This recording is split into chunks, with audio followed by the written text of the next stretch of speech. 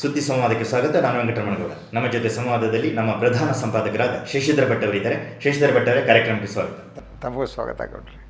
ದೆಹಲಿ ಹಿಂಸಾಚಾರ ಇನ್ನೂ ಕೂಡ ಅಲ್ಲಿ ಉದ್ವಿಗ್ನ ಪರಿಸ್ಥಿತಿ ಹಾಗೆ ಇದೆ. ಈ ಹಿಂಸೆಯ ನಂತರ, ಹಿಂಸಾಚಾರದ ನಂತರದ ಕೆಲವು ಬೆಳವಣಿಗೆಗಳನ್ನ ಗಮನಿಸ್ತಾ ಇದ್ದರೆ, ಅಜಿತ್ ದೋವಲ್ ಥರದವರು ಅಲ್ಲಿ ಎಲ್ಲ ಓಡಾಡಿ ಏನೋ ತೊಟ್ಟಿಲು ತೂಗು ಥರದ ನಾಟಕ ಆಡ್ತಿರೋದು ಒಂದು ಕಡೆ, ಈ ಕಡೆ BJPಯ ಮತ್ತೆ ಕೆಲವು ನಾಯಕರು ವಿಚಿತ್ರವಾದ ಹೇಳಿಕೆಗಳನ್ನು, ದೊರೆಸ್ವಾಮಿ ಅಂತವರು ಪಾಕ್ ಏಜೆಂಟ್ ಅನ್ನುವಲ್ಲಿಯವರೆಗಿನ ಹೇಳಿಕೆಗಳನ್ನು ಗಮನಿಸಿದ್ರೆ ಇದು ಏನು ನಡೀತಾ ಇದೆ? ಒಂದು ಗೌಡ್ರೆ, ದೆಹಲಿಯ ಹಿಂಸಾಚಾರ ನಮ್ಮ ಹೃದಯದ ಬಾಗಿಲನ್ನು ತೆರೆಸಬೇಕು. ನಮಗೆ ವಿವೇಕ ಅನ್ನುವುದು ಮೂಡಬೇಕು. ದೆಹಲಿಯಲ್ಲಿ ನೋಡಿದರೆ ಅದೊಂದು ಕುರುಕ್ಷೇತ್ರವಾಗಿ ಕಾಣ್ತಾ ಇದೆ. ಹೆಣಗಳ ಸಾಲು ಬಿದ್ದಿದೆ, ಅಂಗಡಿಗಳನ್ನು ಲೂಟಿ ಮಾಡಲಾಗಿದೆ, ಹಲವರ ಮನೆಗಳಲ್ಲಿ ಅವರ ಹೆಂಡತಿಯನ್ನು, ಮಕ್ಕಳನ್ನು, ತಾಯಿಯನ್ನು, ಸಹೋದರರನ್ನು ಕಳೆದುಕೊಂಡು ಅವರ ಕಣ್ಣೀರು ಧಾರೆಯಾಗಿ ಹರಿದು ಯಮುನೆಯನ್ನು ಸೇರ್ತಾ ಇದೆ. ಇದು ನಮ್ಮ ಮನಸ್ಸನ್ನು ತೆರೆಸಬೇಕಾಗಿದೆ. ಯಾಕೆ ಇಂತಹ ಘಟನೆ ನಡೆಯಿತು? ನಮಗೆ 84ರ ಸಿಖ್ ಹತ್ಯಾಕಾಂಡ ನೆನಪಾಗ್ತಾ ಇದೆ. ಆವತ್ತು ಸಾವಿರಾರು ಜನ ಅಸುನೀಗಿದ್ರು. ಆವತ್ತಿನ ಪ್ರಭುತ್ವ ಅದಕ್ಕೆ ಕಾರಣವಾಗಿತ್ತು. ಕಾಂಗ್ರೆಸ್ ಪಕ್ಷ ಏನಿದೆ, ಲಜ್ಜೆಗೆಟ್ಟು ಮೌನವಾಗಿ ಅವತ್ತು ಕುಳಿತಿತ್ತು. ದ್ವೇಷ ತಾಂಡವವಾಡ್ತಾ ಇತ್ತು. ಆ ಒಂದು ರಕ್ತದ ಕಲೆ ಕಾಂಗ್ರೆಸ್ ಪಕ್ಷಕ್ಕೇನಿದೆ ಅದು ಯಾವತ್ತೂ ಅಳಿಸುವುದಿಲ್ಲ. ಅದೇ ರೀತಿ ಇವತ್ತಿನ ಪ್ರಭುತ್ವ, ಭಾರತೀಯ ಜನತಾ ಪಕ್ಷದ ಪ್ರಭುತ್ವ, ಈ ಎರಡೂ ಘಟನೆಗಳಲ್ಲಿ ಸಾಮಾನ್ಯವಾಗಿ ಕಾಣುವುದು, ಈ ಹಿಂಸಾಚಾರದ ಸಂದರ್ಭದಲ್ಲಿ ಪ್ರಭುತ್ವ ಕೈಕಟ್ಟಿ ಕುಳಿತಿದ್ದು ಹಾಗೂ ಅಪ್ರತ್ಯಕ್ಷವಾಗಿ ಪ್ರಭುತ್ವ ಬೆಂಬಲ ನೀಡಿದ್ದು, ಮೌನವಾಗಿದ್ದು, ಆ ಸಾಮ್ಯತೆಯನ್ನು ಕಾಣ್ತಾ ಇದೆ. ಇಂತಹ ರಾಜಕಾರಣ, ರಕ್ತಸಿಕ್ತ ರಾಜಕಾರಣ, ದ್ವೇಷದ ರಾಜಕಾರಣ ರಕ್ತದ ಹೊಳೆ ಹರಿಯುವಂತೆ ದೆಹಲಿಯಲ್ಲಿ ಮಾಡಿದೆ. ಇದು ನಾವೆಲ್ಲ ತಲೆ ತಗ್ಗಿಸಬೇಕಾದಂಥ ವಿಚಾರ. ಮೌನವಾಗಿ ನಮ್ಮನ್ನೇ ನಾವು ಪ್ರಶ್ನಿಸಿಕೊಳ್ಳಬೇಕಾದಂಥ ಸಮಯ. ಮನುಷ್ಯ ದ್ವೇಷ ಏನನ್ನು ಮಾಡಬಲ್ಲದು, ಏನನ್ನು ಮಾಡುತ್ತಿದೆ ಅನ್ನುವುದನ್ನು ತೋರ್ತಾ ಇದೆ. ಮನುಷ್ಯ ಜೀವಕ್ಕೆ ಯಾವುದೇ ಬೆಲೆ ಇಲ್ಲ. ನನಗೆ ಧರ್ಮವೇ ಮುಖ್ಯ ಅನ್ನುವರಿದಾರಲ್ಲ, ಅಂತಹ ಧರ್ಮಕ್ಕೆ ನಮ್ಮ ಧಿಕ್ಕಾರವಿರಲಿ. ಅಂತಹ ಧರ್ಮ ಬೇಕಾಗಿಲ್ಲ. ಮನುಷ್ಯತ್ವ, ಮಾನವೀಯತೆ ಇಲ್ಲದ ಧರ್ಮ, ಮನುಷ್ಯತ್ವ, ಮಾನವೀಯತೆ ಇಲ್ಲದ ರಾಜಕಾರಣ ಯಾವ ಸಮಾಜಕ್ಕೂ ಬೇಕಾಗಿಲ್ಲ. ಇವತ್ತು ಆ 83ರ ರಕ್ತಸಿಕ್ತ ಹೆಜ್ಜೆಯ ಗುರುತುಗಳೇನಿವೆ, ಅದರ ಪಕ್ಕದಲ್ಲಿ ಇಂದಿನ ಪ್ರಭುತ್ವ ಇನ್ನೊಂದು ರಕ್ತಸಿಕ್ತ ಹೆಜ್ಜೆಯ ಗುರುತನ್ನು ಮೂಡಿಸಿದೆ ಗೌಡ್ರೆ. ಈ ಜೀವ ವಿರೋಧಿ ಮತ್ತು ಮನುಷ್ಯ ವಿರೋಧಿ, ಮಾನವೀಯತೆ ಅನ್ನೋದೇ ಮುಖ್ಯ ಅಲ್ಲ ಇಲ್ಲಿ ಅನ್ನೋದನ್ನು ತಿಳ್ಕೊಂಡು ಧರ್ಮ ಅನ್ನೋದೇ ಸಾಕು, ಧರ್ಮದ ಅಮಲನ್ನು ಎಲ್ಲರ ತಲೆಯಲ್ಲಿ ತುಂಬೋದು, ಇಂಥ ಕೆಲಸವನ್ನು ಒಂದು ಪ್ರಭುತ್ವ ಮಾಡ್ತಾ ಇರೋದು ಇಂಥ ಅಪಾಯಕ್ಕೆ ಕಾರಣ ಆಗ್ತಿರುವಂಥದ್ದು. ಮತ್ತು ಇದನ್ನು ಈ ಪ್ರಭುತ್ವ ಏನು ಮಾಡ್ತಾ ಇದೆ ಅಂದರೆ, ತನ್ನನ್ನು ಈ ರೀತಿ ಒಂದು ಉನ್ಮತ್ತ ಸ್ಥಿತಿಯಲ್ಲಿ ತನ್ನನ್ನು ಬೆಂಬಲಿಸ್ತಾ ಇರುವ ಒಂದು ಪಡೆಯನ್ನು ಸೃಷ್ಟಿಸಿಬಿಟ್ಟಿರುವಂಥದ್ದು. ಈಗ ನಾವು ಅದ್ರ ಬಗ್ಗೆ ವಿಶ್ಲೇಷಣೆ ಮಾಡೋಕ್ಕೋಗ್ರೆ, ಮೊದಲನೇದಾಗಿ ಇಡೀ ಈ ಒಂದು ದೆಹಲಿಯ ಹಿಂಸಾಚಾರದ ಘಟನೆಗೆ ಹೊಣೆಗಾರರು ಯಾರು ಅನ್ನೋದೇನಿದೆ ಅದು ತೀರ್ಮಾನ ಆಗಬೇಕು, ಅದು ಫಿಕ್ಸ್ ಆಗಬೇಕು. ಯಾರು ಇದಕ್ಕೆ ಹೊಣೆಗಾರರು ಅನ್ನೋದು, ಈ ಪ್ರಶ್ನೆಯನ್ನು ಇಟ್ಟುಕೊಂಡು ನಾವು ಮಾತನಾಡೋಣ. ಇವತ್ತಿನ ಸ್ಥಿತಿ ಇದೆಯಲ್ಲ, ಅದಕ್ಕೆ ಬೀಜ ಇರುವುದು ಎಲ್ಲಿ ಅಂತ. ಅದಕ್ಕೆ ನಾನು ಟೆಲಿಗ್ರಾಫ್ ಪತ್ರಿಕೆ ಭಾಳ ಅದ್ಭುತವಾದ ಶೀರ್ಷಿಕೆಗಳನ್ನು ಕೊಡ್ತಾ ಇದೆ.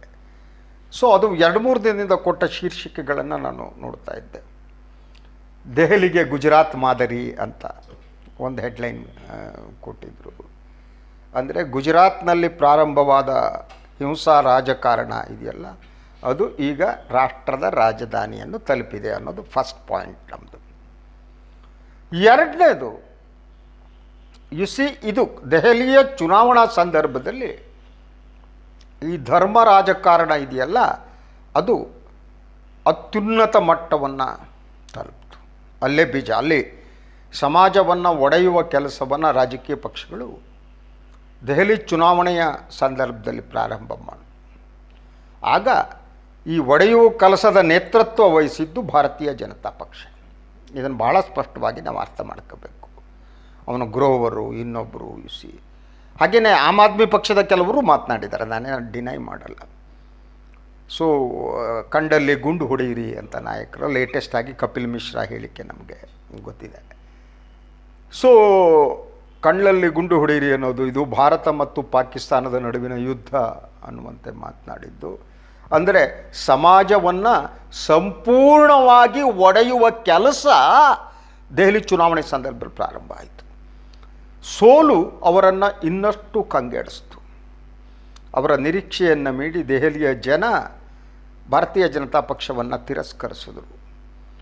ಸೊ ಇದಕ್ಕೆ ಕಾರಣಗಳು ಬೇರೆ ಬೇರೆ ಇವೆ. ಅರವಿಂದ್ ಕೇಜ್ರಿವಾಲ್ ಅವ್ರನ್ನೂ ನಾನು ಡಿಫೆಂಡ್ ಮಾಡಲ್ಲ, ಅವರೇನೋ ಸಾಫ್ಟ್ ಹಿಂದುತ್ವದ ಪರವಾಗಿದ್ದಾಗೆ ನನಗೆ ಇತ್ತೀಚೆಗೆ ಕಾಣ್ತಾ ಇದೆ. ಆ ಕಾರಣಕ್ಕೆ ಇಂಥ ಹಿಂಸಾಚಾರ ಸಂದರ್ಭದಲ್ಲೂ ಕೂಡ ಅವರು ಗಾಂಧಿ ಪ್ರತಿಮೆ ಎದುರು ಹೋಗಿ ಕೂತರೆ ಹೊರತು ಯಾರೋ ಒಂದು ಸಮುದಾಯಕ್ಕೆ ಬೇಸರ ಆಗಬಾರದು ಅನ್ನುವ ಸ್ಟ್ಯಾಂಡನ್ನು ತಗೊಂಡ್ರು. ಅದು ಇನ್ನೊಂದು ಪಾರ್ಟ್. ಸೊ ಆವಾಗ ಬಿತ್ತಿದ್ದು ಏನಿದೆ ಅದು ಬೆಳೀತಾ ಬಂದಿದ್ದು ಹೇಗೆ ನೀವು ಗಮನಿಸ್ತಾ ಹೋಗಿ. ಸಿಎಎ ವಿರುದ್ಧದ ಪ್ರತಿಭಟನೆ ನಡೀತಾ ಇತ್ತು ಶಾಹೀನ್ ಬಾಗ್ದಲ್ಲಿ. ಅದು ಶಾಂತಿಯುತವಾದ ಪ್ರತಿಭಟನೆ ಅಲ್ವಾ. ಆ ಪ್ರತಿಭಟನೆಯಲ್ಲಿ ಹೆಂಗಸರಿದ್ದರು, ಮಕ್ಕಳಿದ್ದರು. ಅದು ಪ್ರತಿಭಟನೆ ಪ್ರತಿಯೊಬ್ಬರ ಜನ್ಮಸಿದ್ಧ ಹಕ್ಕು. ನನಗಿದಾಗಲ್ಲ ಅಂದರೆ ನಾನು ಪ್ರತಿಭಟಿಸ್ತೇನೆ ಶಾಂತಿಯುತವಾಗಿ ಗಾಂಧಿ ಮಾರ್ಗದಲ್ಲಿ. ಅವರು ಗಾಂಧಿ ಮಾರ್ಗವನ್ನು ಹಿಡಿದಂಥ ಸಂದರ್ಭದಲ್ಲಿ ಗಾಂಧಿ ಮಾರ್ಗದ ಈ ಪ್ರತಿಭಟನೆ ಆಡಳಿತ ವರ್ಗವನ್ನು ಒಳಗಡೆ ತಲ್ಲಣಗೊಳಿಸ್ತಾ ಇತ್ತು. ಈ ಪ್ರತಿಭಟನೆಗೆ ಅವರ ಬಳಿ ಉತ್ತರ ಇರಲಿಲ್ಲ, ಪ್ರಭುತ್ವದ ಬಳಿ, ಅಥವಾ ಉತ್ತರ ಕೊಡುವ ಇಷ್ಟ ಇರಲಿಲ್ಲ, ದಾರಿ ಗೊತ್ತಿರಲಿಲ್ಲ ಅವರಿಗೆ. ಆಗ ಅದನ್ನು ಜೆಹಾದಿ ಚಳವಳಿ ಅಂತ ಹೇಳಲಾಯಿತು. ಸತತವಾಗಿ ಒಂದು ಸಮುದಾಯವನ್ನು ಟಾರ್ಗೆಟ್ ಮಾಡುವ ಕೆಲಸ ಪ್ರಾರಂಭ ಆಯಿತು. ಮುಸ್ಲಿಂ ಮತ್ತು ಹಿಂದೂಗಳು ಡಿವೈಡ್ ಆಗಬೇಕು, ಮುಸ್ಲಿಮರನ್ನು ಟಾರ್ಗೆಟ್ ಮಾಡಬೇಕು, ಆವಾಗ ಹಿಂದೂ ಮತ ಬ್ಯಾಂಕ್ ಗಟ್ಟಿಯಾಗುತ್ತೆ ಅನ್ನುವ ರಾಜಕಾರಣ ಇದು. ಸೊ ಯಾರು ಶಾಹೀನ್ ಬಾಗ್ದಲ್ಲಿ ಪ್ರತಿಭಟನೆ ನಡೆಸ್ತಾ ಇದ್ದರು ಅವರನ್ನು ಕರೆದು ಮಾತನಾಡ್ಬೋದಾಗಿತ್ತು ಪ್ರಭುತ್ವ ಅಲ್ವಾ. ಪ್ರಧಾನಿಗಳು ಹೋಗಲ್ಲ ಅಹಮಿಕೆ ಇದ್ದೆ ಅಂದರೆ ಗೃಹ ಸಚಿವರು ಹೋಗಿ ಕುಳಿತು ಮಾತನಾಡಿ, ನೋಡಿ CA ಏನೋ NPR NCR ಇದು ನಿಮ್ಮ ವಿರುದ್ಧ ಅಲ್ಲ ಅಂತ ಕನ್ವಿನ್ಸ್ ಮಾಡಬೇಕಾಗಿತ್ತು. ಅವ್ರಿಗೆ ಕನ್ವಿನ್ಸ್ ಆಗಿದ್ದರೆ ಅವ್ರ ಪ್ರತಿಭಟನೆ ನಿಲ್ಲಿಸ್ತಿದ್ರು. ಕನ್ವಿನ್ಸ್ ಆಗದಿದ್ದರೆ ಇನ್ನಷ್ಟು ಮಾತುಕತೆ ಆಡ್ಬೋದು. ಯಾವುದೇ ಸಮಸ್ಯೆಯನ್ನು ಮಾತುಕತೆ ಪ್ರಭುತ್ವ ಮಾತುಕತೆಯ ದಾರಿಯನ್ನೇ ಹಿಡಿದಿಲ್ಲ. ನಿಮ್ಮನ್ನು ಮೆಟ್ಟುತ್ತೇವೆ, ನಿಮ್ಮನ್ನು ಹತ್ತಿಕ್ಕುತ್ತೇವೆ, ಈ ಧ್ವನಿಯನ್ನು ಹತ್ತಿಕ್ಕುತ್ತೇವೆ ಅಂತ. ಅಂದರೆ ಅವರ ಮನಸ್ಸಿನ ಒಳಗಡೆ ತಮ್ಮ ವಿರೋಧಿ ಧ್ವನಿಯನ್ನು ಹೇಗೆ ಹತ್ತಿಕ್ಕಬೇಕು ಅನ್ನೋದು ಅವರ ಬಹುಮುಖ್ಯವಾದ ಆಲೋಚನೆ ಆಗಿತ್ತು.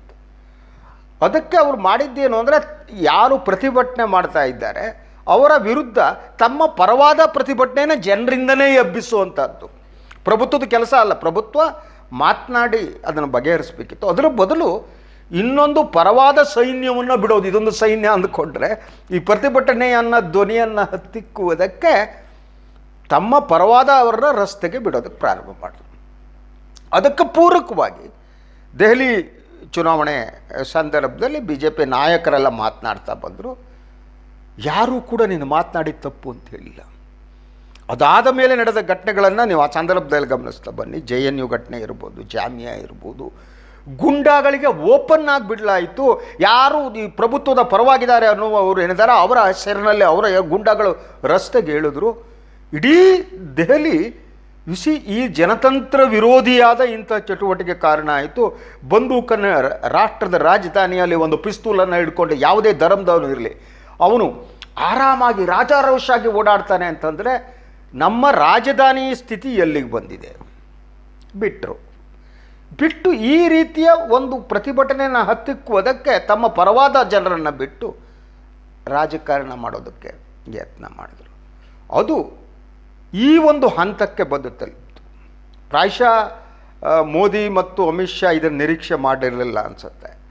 ಟ್ರಂಪ್ ಬಂದಂಥ ಸಂದರ್ಭ ಸ್ವಲ್ಪ ಈ ಪ್ರತಿಭಟನೆ ಇದೆಲ್ಲ ಇದ್ದುಬಿಟ್ರೆ ಹೀಗಿದೆ ಅಂತ ಹೇಳೋಣ ಅಂತ ಮಾಡಿದ್ರೆ ಏನೋ ಅವ್ರ ಪ್ಲ್ಯಾನ್ ಗೊತ್ತಾಗಲ್ಲ. ಸೊ ನೋಡಿ ಇಲ್ಲಿ ಸಿ ಎ ಪರವಾದವರು ಇದ್ದಾರೆ, ವಿರೋಧವಾದವರು ಇದ್ದಾರೆ, ನಾನು ಹ್ಯಾಂಡಲ್ ಮಾಡ್ತೀನಿ ಅಂತ ಹೇಳೋದಕ್ಕೂ ಹೊರಟಿರ್ಬೋದು. ಆ ಕಾರಣಕ್ಕೆ ಇವರು ರಸ್ತೆಗೆ ಬಿಟ್ಟಿರ್ಬೋದು. ಆದರೆ ಹಿಂಸೆ ಅನ್ನುವುದು ಹಾಗೆ, ಹಿಂಸೆ ಇದೆಯಲ್ಲ ಅದೊಂದು ಜ್ವಾಲಾಮುಖಿ ಹಾಗೆ ಸ್ಫೋಟಿಸ್ತಾ ಹೋಗುತ್ತೆ.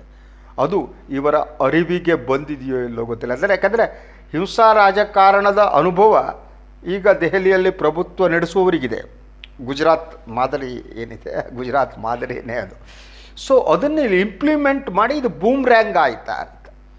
ಅಂದರೆ ಪೊಲೀಸರನ್ನು ಸಂಪೂರ್ಣವಾಗಿ ನಿಷ್ಕ್ರಿಯ ಮಾಡಲಾಯಿತು. ನಾ ಜವಾಬ್ದಾರಿ ಬಗ್ಗೆ ಮಾತನಾಡ್ತೇನೆ. Will have to fix the responsibility. Who is responsible for this ಹತ್ಯಾಕಾಂಡ, ಮನುಷ್ಯನ ಹತ್ಯಾಕಾಂಡ, ಮಾನವೀಯತೆ ಹತ್ಯಾಕಾಂಡ, ಜನತಂತ್ರದ ಹತ್ಯಾಕಾಂಡ, ಸಂವಿಧಾನದ ಹತ್ಯಾಕಾಂಡ. ಇದಕ್ಕೆ ಹೊಣೆಗಾರರು ಫಿಕ್ಸ್ ಆಗಬೇಕಲ್ವಾ? ಅದನ್ನು ಮಾಡಬೇಕಾದ ಕೆಲಸ. ಈಗ ಮುಂದೆ ಹೀಗಾಗಬಾರ್ದು ಅನ್ನೋದು ಒಂದು, ಆದರೆ ತಕ್ಷಣ ರೆಸ್ಪಾನ್ಸಿಬಿಲಿಟಿ ಫಿಕ್ಸ್ ಮಾಡಬೇಕು. ಆ ಕಾರಣಕ್ಕೆ ಪೊಲೀಸರಿಗೆ ಏನು ನಿರ್ದೇಶನವನ್ನು ಕೊಡಬೇಕಾಗಿತ್ತೋ ಆ ನಿರ್ದೇಶನವನ್ನು ಕೊಡದೆ ಅವ್ರನ್ನ ನಿಷ್ಕ್ರಿಯಗೊಳಿಸಲಾಯಿತು. ನೀವೇನು ಮಾಡಬೇಡ, ನೋಡೋಣ ಸ್ವಲ್ಪ ದಿವಸ ನಡೀಲಿ ಅನ್ನೋ ರೀತಿ. ಯಾಕಂದರೆ ಐ ಸ್ಟಿಲ್ ಬಿಲೀವ್, ಈ ಕರ್ನಾಟಕ ಇರಲಿ, ದೆಹಲಿ ಇರಲಿ, ಎಲ್ಲೇ ಇರಲಿ, ನೀವೀಗ ಪೊಲೀಸರಿಗೆ ಮುಕ್ತವಾದ ಒಂದು ಇದನ್ನು ಕೊಟ್ಟರೆ ಅವರು ಹ್ಯಾಂಡಲ್ ಮಾಡ್ತಾರೆ. ದೆಹಲಿಯ ರಿಟೈರ್ಡ್ ಪೊಲೀಸ್ ಕಮಿಷನರ್ DGP ಎಲ್ಲ ಆಗಿದ್ದಂಥ ಶರ್ಮಾ ಅನ್ನೋರು, ನಾನು ನಿನ್ನೆ ಟಿ ವಿಯಲ್ಲಿ ಮಾತಾಡಿ, ಅವರು ಭಾಳ ಸ್ಪಷ್ಟವಾಗಿ ಹೇಳಿದ್ರು, ನೋಡಿ ಪೊಲೀಸ್, ನಾನು ದೆಹಲಿಯಲ್ಲಿ ಕೆಲಸ ಮಾಡಿದ್ದೀನಿ, ಈ ದೆಹಲಿಯ ಪೊಲೀಸರು ಮಾಡಿದ್ದು ಅಕ್ಷಮ್ಯ. ಆದರೆ ಅದಕ್ಕೆ ಅವ್ರ ಕಾರಣ ಅವರಲ್ಲ, ಬೇರೆ ಕಾಣದ ಕೈಗಳ ನಿಯಂತ್ರಣ ಅಂದರು. ಅವ್ರು ನೇರವಾಗಿ ಯಾರ ಹೆಸರು ಹೇಳೋಕ್ಕಾಗಲ್ಲ. ಈ ಕಾಣದ ಕೈಗಳು ಪೊಲೀಸರನ್ನು ನಿಷ್ಕ್ರಿಯರನ್ನಾಗಿ ಮಾಡಿಸಿದ್ದು. ಆವಾಗ ಹತ್ಯಾಕಾಂಡ ಪ್ರಾರಂಭ ಆಯಿತು. ಇದಕ್ಕೆ ಮೂಲ CAA ಅಥವಾ ಶಾಹೀನ್ ಬಾಗ್ ಚಳವಳಿ ಏನಿದೆ, ಅದು ಶಾಂತಿಯುತವಾದ ಗಾಂಧಿ ಮಾರ್ಗದ ಚಳವಳಿ. ಆ ಚಳವಳಿಯನ್ನು ಹತ್ತಿಕ್ಕುವುದಕ್ಕಾಗಿ ಪ್ರಭುತ್ವದ ಪರವಾಗಿರುವವರು ರಸ್ತೆಗಿಳಿದದ್ದು, CAA ಡಿಫೆಂಡ್ ಮಾಡುವವರು ರಸ್ತೆಗಿಳಿದದ್ದು. ಇಡೀ ಹಿಂಸೆಯ ಮೂಲ ಇರುವುದಿಲ್ಲಿ. ಇದನ್ನು ಮಾತಾಡಲ್ಲ. ಈಗ ಕೂತ್ಕೊಬಿಟ್ಟು ಅಲ್ಲೋ ಹಾಗೆ ಮಾಡ್ತಾ ಇರಲಿಲ್ವಾ, ಅವರೇನೋ ಹೇಳಿ ಇದು ಮಾಡಿರಲಿಲ್ವಾ, ಶಾಹೀನ್ ಬಾಗ್ನೇ ಕಾರಣ ಇದಕ್ಕೆ ಅಂತ ಮಾತನಾಡ. ಶಾಹೀನ್ ಬಾಗ್ ಕಾರಣ ಅಲ್ಲ ಅಲ್ಲ ಅಲ್ಲ. ಯಾಕಂದರೆ ಅದು ಶಾಂತಿಯುತವಾದ ಪ್ರತಿಭಟನೆ. ಯಾವತ್ತೂ ಕೂಡ ಶಾಂತಿಯುತವಾದ ಪ್ರತಿಭಟನೆ ಹಿಂಸಾಚಾರಕ್ಕೆ ಕಾರಣ ಆಗಲ್ಲ. ಆದರೆ ಇಲ್ಲಿ ಆದದ್ದು ಏನು, ಶಾಹೀನ್ ಬಾಗ್ ಪ್ರತಿಭಟನೆಯನ್ನು ಹತ್ತಿಕ್ಕುವುದಕ್ಕೆ ಅದಕ್ಕೆ ನ್ಯಾಯಾಲಯ ಆದೇಶ ಕೊಟ್ಟಿತ್ತು, ತೆರವು ಮಾಡಬೇಕಾ, ಎಗ್ರಿ ಬರಲೆ. ಸಂಚಾರಕ್ಕೆ ತೊಂದರೆ ಆಗಿತ್ತು, ಅವ್ರು ನೀವು ತೆರವುಗೊಳಿಸ್ಬೋದಾಗಿತ್ತು ಅಲ್ಲಿ ಕೂತವರನ್ನು. ಅದನ್ನು ಏನೂ ಮಾಡಿಲ್ಲ, ನೀವು ತೆರವುಗೊಳಿಸಿಲ್ಲ, ಇನ್ನೊಂದು ಮಾಡಿಲ್ಲ. ಅದರ ಬದಲಾಗಿ ಈ ಗುಂಡಾಗಳನ್ನು, ತಲೆ ಹಿಡುಕರನ್ನ ರಸ್ತೆಗೆ ಬಿಡಿಸಿದ್ರಿ, ಅವ್ರನ್ನ ಪೊಲೀಸರು ನಿಯಂತ್ರಣ ಮಾಡಿಲ್ಲ. ಸೊ ಇದು ಯಾರು ಇದಕ್ಕೆ ಜವಾಬ್ದಾರರು? ನೀಡ್ಲ್ ಆಫ್ ಸಸ್ಪಿಷನ್ ಯಾವ ಕಡೆ ಇದೆ ಅನ್ನೋದು ನಿಮ್ಗೆ ಅರ್ಥ ಆಗಿದೆ. ಪ್ರಭುತ್ವದ ಕಡೆನೇ ನೀಡ್ಲ್ ಆಫ್ ಸಸ್ಪಿಷನ್ ಇದೆ. ಸಂಶಯದ ಮುಳ್ಳು ಈಗ ತಿರುಗುವುದು ಪ್ರಭುತ್ವದ ಕಡೆಗೆ, ಪೊಲೀಸರ ಕಡೆಗೆ. ಪೊಲೀಸ್ ವೈಫಲ್ಯ ಅಂದರೆ ಕೇಂದ್ರ ಸರ್ಕಾರದ ವೈಫಲ್ಯ ಆಗಿದೆ. ಯಾಕಂದರೆ ದೆಹಲಿಯ ಪೊಲೀಸರು ಕೇಂದ್ರದ ಗೃಹ ಇಲಾಖೆಯ ಕೆಳಗಡೆ ಬರ್ತಾರೆ. ಅವರು ವೈಫಲ್ಯ ಭಾಳ ಸ್ಪಷ್ಟವಾಗಿ ಕಾಣ್ತಾ ಇದೆ. ಅದನ್ನೇ ಏನು ನಿನ್ನೆ ದೆಹಲಿ ಹೈಕೋರ್ಟ್ ಹಾಗೂ ಸರ್ವೋಚ್ಚ ನ್ಯಾಯಾಲಯಗಳು ತೋರಿ ಹೇಳಿವೆ. ಅದನ್ನು ಭಾಳ ಸ್ಪಷ್ಟವಾಗಿ ಹೇಳಿವೆ. ಯಾಕೆ ನೀವು ಇಂಥವ್ರನ್ನ ಅರೆಸ್ಟ್ ಮಾಡಿಲ್ಲ? ಹೇಟ್ ಸ್ಪೀಚ್ ಮಾಡುವವರು ಏನಿದ್ದಾರೆ, ಈ ಹೇಟ್ ಸ್ಪೀಚ್ ಅನ್ನುವುದೇ ಇದಕ್ಕೆ ಕಾರಣ. ಅದು ಪ್ರಾರಂಭ ಆದದ್ದು ದೆಹಲಿಯ ಚುನಾವಣೆಯ ಸಂದರ್ಭದಲ್ಲಿ ಕೂಡ ನಾವು ಮೊದಲಿಂದಲೂ ಗಮನಿಸ್ತಾ ಬಂದ ಹಾಗೇನೆ CAA ವಿರೋಧಿ ಹೋರಾಟ ಅನ್ನೋದೇನಿದೆಯಲ್ಲ, ಅದು ಸಂವಿಧಾನಕ್ಕೆ ಬದ್ಧವಾಗಿರುವಂಥದ್ದು, ಸಂವಿಧಾನವನ್ನು ಗೌರವಿಸುವ ಹಿನ್ನೆಲೆಯಲ್ಲಿ. ಹಾಗಾಗಿ ಅದು ಫ್ರಮ್ ವಿತಿನ್, ತನ್ನ ಒಳಗಿನಿಂದಲೇ ಅದು ಸಾತ್ವಿಕವಾಗಿರುವಂಥದ್ದು. ಇಲ್ಲಿ ಇದರ ವಿರೋಧದ ಇದರಲ್ಲಿ ನಾವು ಕಾಣದೇ ಇರೋದೇನೆಂದರೆ ಒಂದು ಚಾಣಾಕ್ಷ ರಾಜಕಾರಣ. ಸೊ CAA ವಿರುದ್ಧದ ಹೋರಾಟ ವರ್ಸಸ್ ಚಾಣಾಕ್ಷ ರಾಜಕಾರಣ. ಈ ಚಾಣಾಕ್ಷ ರಾಜಕಾರಣಕ್ಕೆ ಏನು ಬೇಕಾಗಿದೆ ಅಂದರೆ ಬಹುಸಂಖ್ಯಾತರ ಧರ್ಮವನ್ನು, ಧಾರ್ಮಿಕತೆಯನ್ನು ವಿಜೃಂಭಿಸುವುದು. ಇದು ಮನುಷ್ಯತ್ವವನ್ನು ಮರೆತ ಧಾರ್ಮಿಕತೆ.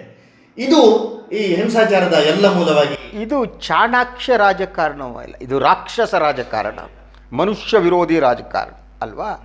ಇದು ಯಾವ ಹಂತಕ್ಕೆ ಅವರು ಬೀದಿಗೆ ಬಂದು ಇಳಿದವರಿದ್ದರು ಅನ್ನೋದು ನೀವು NDTVಯಲ್ಲಿ ಅವರ ಇಬ್ಬರು ವರದಿಗಾರರು ಬಂದು ಮಾತನಾಡಿದ್ರು. ಸೊ ಅವರು ಮಧ್ಯ ಸಿಕ್ಕಾಕೊಂಡಿರ್ತಾರೆ, ರಿಪೋರ್ಟ್ ಮಾಡೋಕ್ಕೆ ಹೋದವರು. ಈ ಗುಂಪು ಅವರನ್ನು ಸುತ್ತುವರಿತಿರುತ್ತೆ. ಸುತ್ತುವರೆದ ಗುಂಪು ಅವ್ರ ಹೆಸರನ್ನು ಕೇಳುತ್ತೆ.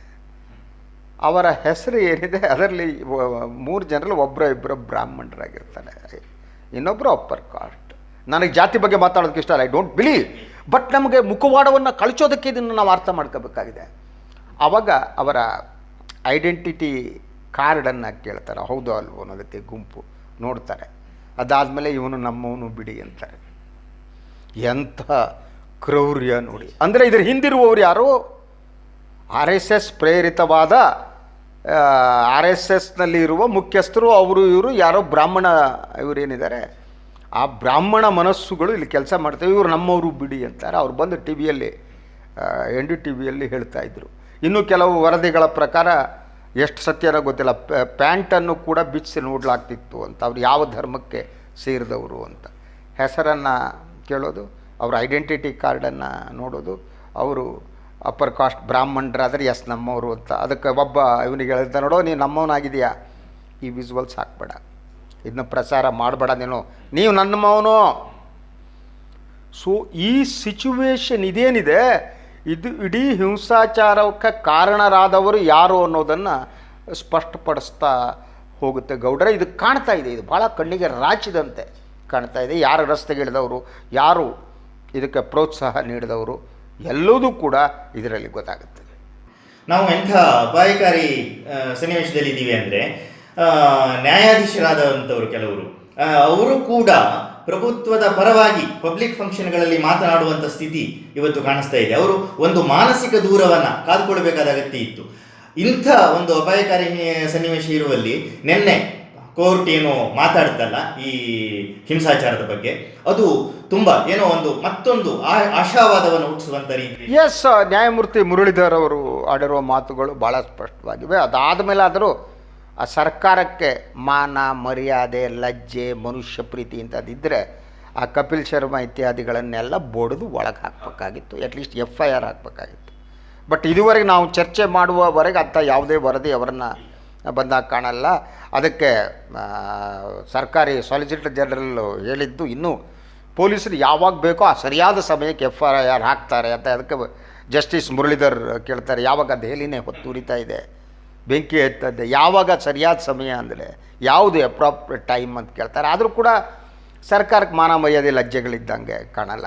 ಯಾಕೆಂದರೆ ಈ ಸಂದರ್ಭದಲ್ಲಿ ಶಾಂತಿ ಕಾಪಾಡುವುದಕ್ಕಾಗಿ ಮಾಡಬೇಕಾದ ಯಾವ ಕ್ರಮವನ್ನು ಪ್ರಭುತ್ವ ಕೈಗೊಂಡಿದೆ ಅಂತ ನನಗನ್ಸಲ್ಲ. ಪ್ರಧಾನಿ ನರೇಂದ್ರ ಮೋದಿಯವರು ನಿನ್ನೆ ಒಂದು ಶಾಂತಿ ಕಾಪಾಡ್ಕೊ ಬನ್ನಿ ಅಂತ ಹೇಳಿದ್ದಾರೆ. ಅದರ ಜೊತೆಗೆ ಹಸು ನೀಗಿದವರ ಸಲುವಾಗಿ ಒಂದು ಕಂಪನಿ ಬರಬೇಕಲ್ಲ, ಅವನು ಯಾವುದೇ ಧರ್ಮಕ್ಕೆ ಸೇರಲಿ ಗೌಡ್ರೆ.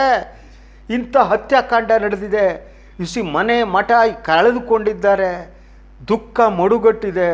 ಈ ಸಂದರ್ಭದಲ್ಲಿ ನಾನು ನಿಮ್ಮ ಜೊತೆಗಿದ್ದೇನೆ ಅನ್ನುವ ವಿಶ್ವಾಸವನ್ನು ತುಂಬಬೇಕಾದ್ದು ಪ್ರಭುತ್ವದ ಕೆಲಸ. ಆ ಕೆಲಸವನ್ನು ಮಾಡುವುದರ ಜೊತೆಗೆ ಯಾರು ಹಸು ನೀಗಿದ್ದಾರೆ ಅವರ ಸಲುವಾಗಿ ಒಂದು 2 ಹನಿ ಕಣ್ಣೀರು ಹಾಕದಿದ್ದರೆ, ನಿಮ್ಮ ಹೃದಯ ಇದೆಯಲ್ಲ, ನಿಮ್ಮ ಹೃದಯ ಎಷ್ಟು ಕಲ್ಲಾಗಿದೆ, ನಿಮ್ಮ ಹೃದಯದಲ್ಲಿ ಮನುಷ್ಯತ ಮಾನವೀಯತೆಯೇ ಇಲ್ವಾ? ನಿಮಗೆ ಸಾವು ಅಂದರೆ ಏನೂ ಆಗಲ್ವ? ನಿಮ್ಮ ಪ್ರಭುತ್ವ ರಾಜಕಾರಣ ಅಧಿಕಾರ ಉಳಿಸಿಕೊಳ್ಳುವುದೇ ನಿಮಗೆ ಮುಖ್ಯನಾ? ಅವರ ಕಣ್ಣೀರುಗಳು ನಿಮಗೆ ತಟ್ಟಲ್ವಾ? ಒದೆಯಲ್ಲ, ಹೃದಯದ ಬಾಗಿಲು ತೆಗೆಯುವಂತೆ ಮಾಡಲ್ವಾ? ಮಾಡಲ್ಲ ಅಂದರೆ ನೀವೆಷ್ಟು ಕ್ರೂರಿಗಳಾಗಿದ್ದೀರಿ. ಇದು ನನಗೆ ಕಾಡ್ತಾ ಇರೋದು. ಒಂದು ಸಾಂತ್ವನದ ಮಾತನ್ನು ಅಲ್ಲಿ ಹಸು ನೀಗಿದವ್ರ ಬಗ್ಗೆ ಹೇಳೋರು ಇಲ್ಲ ಅಲ್ವಾ? ಯಾರೂ ಹೇಳ್ತಾ ಇಲ್ಲ. ಅವರು ಹಿಂದೂ ಇರಲಿ ಮುಸ್ಲಿಂ ಇರಲಿ, ಈ ಹಿಂಸಾಚಾರದಲ್ಲಿ 2 ಸಮುದಾಯದವರು ಸತ್ತಿದ್ದಾರೆ. ಎಲ್ಲ ಹಿಂಸಾಚಾರವೂ ಹಾಗೆ. ಹಿಂಸಾಚಾರ ಅನ್ನುವುದೇನಿದೆ ಅದು ಧಾರ್ಮಿಕ ಕಾರಣಕ್ಕಾಗಿ ಪ್ರಾರಂಭ ಆದರೂ ಅದು ಬಲಿ ತೆಗೆದುಕೊಳ್ಳುವುದು ಎಲ್ಲ ಧರ್ಮದವ್ರನ್ನ. ಧರ್ಮದ ಕಾರಣಕ್ಕಾಗಿ ಸಮಾಜವನ್ನು ಒಡೆಯುವುದಕ್ಕಾಗಿ ಪ್ರಾರಂಭವಾಗ ಹಿಂಸಾಚಾರ ಅದೊಂದು ಜ್ವಾಲಾಗ್ನಿ ಇದ್ದ ಹಾಗೆ. ಈ ಕಾಡಿನಲ್ಲಿ ಬೆಂಕಿ ಬೀಳುತ್ತೆ ಗೌಡ್ರಿಗೆ ಗೊತ್ತಲ್ವಾ? ಅದಕ್ಕೆ ಆ ಮರ ಈ ಮರ ಅನ್ನೋದು ಇಲ್ಲವೇ ಇಲ್ಲ. ಅದು ಎಲ್ಲವನ್ನು ಸುಡ್ತಾ ಹೋಗ್ತಿರುತ್ತೆ. ಹಾಗೆಯೇ ಈ ದೆಹಲಿಯ ಹಿಂಸಾಚಾರ ಅದಕ್ಕೆ ಹಿಂದೂ ಮುಸ್ಲಿಂ ಕ್ರಿಶ್ಚಿಯನ್ ಬುದ್ಧರು ಯಾವ ಭೇದನೂ ಇಲ್ಲ. ಅದಕ್ಕೆ ಅದು ಎಲ್ಲರನ್ನ ಬಲಿ ತೆಗೆದುಕೋತಾ ಹೋಗೋದು. ಅದಕ್ಕೆ ಕಾರಣ ಧರ್ಮ ಆಗಿದೆ. ಧಾರ್ಮಿಕ ಡಿವೈಡ್, ಧಾರ್ಮಿಕವಾಗಿ ದೇಶವನ್ನು ಒಡೆಯುವುದು, ಮತ ಬ್ಯಾಂಕ್ ರಾಜಕಾರಣ, ಅಧಿಕಾರ ಭದ್ರಗೊಳಿಸ್ಕೊಡ್ತು. ಆದರೆ ಅಟ್ಲೀಸ್ಟ್ ಹೃದಯದ ಒಳಗಡೆ ಒಂದು ಪ್ರೀತಿಯ ಗುಲಾಬಿ ಅರಳೋದು ಬೇಡವಾ? ಅದು ಅರಳ್ತಾ ಇಲ್ವಲ್ಲ, ದ್ವೇಷಾಗ್ನಿ ಮಾತ್ರ ಕಾಣ್ತಿದೆಯಲ್ಲ. ಈ ದೇಶ ಉಳಿಸುವವರು ಯಾರು? ಕಡೆಯದಾಗಿ ನೋಡೋದಾದ್ರೆ ಈ ನಿರ್ಭಯ ಅತ್ಯಾಚಾರಿಗಳ ವಿಷಯವನ್ನು ಪ್ರಸ್ತಾಪಿಸಬೇಕು ಅನಿಸುತ್ತೆ. ಅವರು ಹೇಗೆ ಕಾನೂನಿನ ಸವಲತ್ತು ಸಾಧ್ಯತೆಗಳನ್ನು ಬಳಸಿಕೊಂಡು ಆಟ ಆಡ್ತಿದ್ದಾರೆ ಅಸಹ್ಯವಾಗಿ. ಈ ದೆಹಲಿ ಹಿಂಸಾಚಾರದ ಹಿಂದಿರುವ ಕೈಗಳು ಕೂಡ ಆ ನಿರ್ಭಯ ಅತ್ಯಾಚಾರಿಗಳಿಗಿಂತ ಭಯಂಕರ ಕರಾಳ ಅಂತ ಅನಿಸ್ತಾ ಇದೆ. ಎಸ್, ಅನುಮಾನನೇ ಇಲ್ಲ. ರಾಜಕಾರಣ ಕರಾಳ ಆಗಿದೆ. 84 ಮತ್ತು 2020 ಸಿಖ್ಖರ ಹತ್ಯಾಕಾಂಡ ನಡೆದು ಆ ಸಿಖ್ಖರ ಮನಸ್ಸಿನಲ್ಲಿ ಆಗಿರುವ ಗಾಯ ಯಾವತ್ತೂ ಮರೆಯಲ್ಲ. ಹಾಗೆ ದೆಹಲಿಯ ಹಿಂಸಾಚಾರ ಕೂಡ. ಅವರು ತಮ್ಮವರನ್ನು ಕಳೆದುಕೊಂಡು ಅವರ ಹೃದಯ ಹೇಗೆ ರೋಧಿಸ್ತಿರ್ಬೋದು, ಅವರು ಮತ್ತೆ ಬದುಕನ್ನು ಹೇಗೆ ಕಟ್ಟಿಕೊಳ್ಬೋದು, ಬದುಕನ್ನು ಕಟ್ಟಿಕೊಳ್ಳುವುದು ಸಾಧ್ಯನಾ? ಆದ್ದರಿಂದ ಯಾವ ಧರ್ಮ ಹಿಂಸೆಯನ್ನು ಬೋಧಿಸ್ತೋ ಆ ಧರ್ಮವೇ ಬೇಕಾಗಿಲ್ಲ ನಮಗೆ. ಆ ಧರ್ಮವನ್ನು ತಿರಸ್ಕರಿಸುವುದು ಒಂದೇ ನಮಗಿರುವ ಮಾರ್ಗ. ಯಾಕೆಂತಂದರೆ ಇದು ಎಂತಹ ಮನುಷ್ಯನ ಸೃಷ್ಟಿಸುತ್ತೆ ಅಂದರೆ ಆ ಅಯೋಗ್ಯ ಯತ್ನಾಳ್ನ ಹೇಳಿಕೆ ಕಾಣ್ತಾ ಇದೆ. ಮತ್ತು ಅವರು ಶಿಷ್ಯರು ಮಾತನಾಡುವ 102 ವರ್ಷದ ದೊರೆಸ್ವಾಮಿಯವರು ಎಲ್ಲ ಹೋರಾಟಗಳಲ್ಲಿ ತಮ್ಮನ್ನು ತೊಡಗಿಸಿಕೊಂಡವರು. ಇತ್ತೀಚೆಗೆ ತಮ್ಮ ಹೆಂಡತಿಯನ್ನು ಕಳೆದುಕೊಂಡರೂ ಕೂಡ ಅವರು ಸಮಾಜದ ಪರವಾಗಿ ನಿಂತವರು. ಅವರಿಗೆ ಪಾಕ್ ಏಜೆಂಟ್ ಅಂತ ಒಬ್ಬ ಶಾಸಕನಾದವನು ಹೇಳುವ ಸ್ಥಿತಿ ಈ ದೇಶದಲ್ಲಿ ನಿರ್ಮಾಣ ಆಗಿದೆ. ನಮ್ಮ ಸ್ವಾತಂತ್ರ್ಯ ಹೋರಾಟಗಾರರಿಗೆ ಗೌರವ ಇಲ್ಲ, ಗೌರವ ಇರುವುದು ಗೋಡ್ಸೆ ಮತ್ತು ಗೋಡ್ಸೆ ಸಂತತಿಯವರಿಗೆ ಮಾತ್ರ ಅನ್ನುವ ಒಂದು ಬಹಳ ನೋವಿನ ಸ್ಥಿತಿಯಲ್ಲಿ ನಾವಿದ್ದೀವಿ ಗೌಡ್ರೆ. Anyway, I am thankful to you. ಸಂವಾದದಲ್ಲಿ ಪಾಲ್ಗೊಂಡಿದ್ದಕ್ಕೆ ಧನ್ಯವಾದ. ಪ್ರಿಯ ವೀಕ್ಷಕರೇ, ಮತ್ತೆ ನಾಳೆ ನಾನು ಮತ್ತು ಗೌಡ್ರು ಬರ್ತೀವಿ. 1 ನಿಮಿಷ ದೆಹಲಿಯ ಹಿಂಸಾಚಾರದಲ್ಲಿ ನೀಗಿದವರಿಗಾಗಿ ನಾವು ಪ್ರಾರ್ಥಿಸೋಣ, ದೇವ್ರ ಹತ್ರ ಬೇಡಿಕೊಳ್ಳೋಣ. ದೇವರು ಇದ್ದರೆ ಅವನು ಹಿಂದೂ, ಮುಸ್ಲಿಂ, ಕ್ರಿಶ್ಚಿಯನ್ರು ಎಲ್ಲರಿಗೂ ಒಬ್ಬನೇ ದೇವರಿರ್ತಾನೆ. ಆ ದೇವರು ನಮಗೆ ಸದ್ಬುದ್ಧಿಯನ್ನು ಕೊಡಲಿ, ಹಿಂಸೆ ಕಡಿಮೆಯಾಗಲಿ. ಎಲ್ಲರಿಗೂ ನಮಸ್ಕಾರ.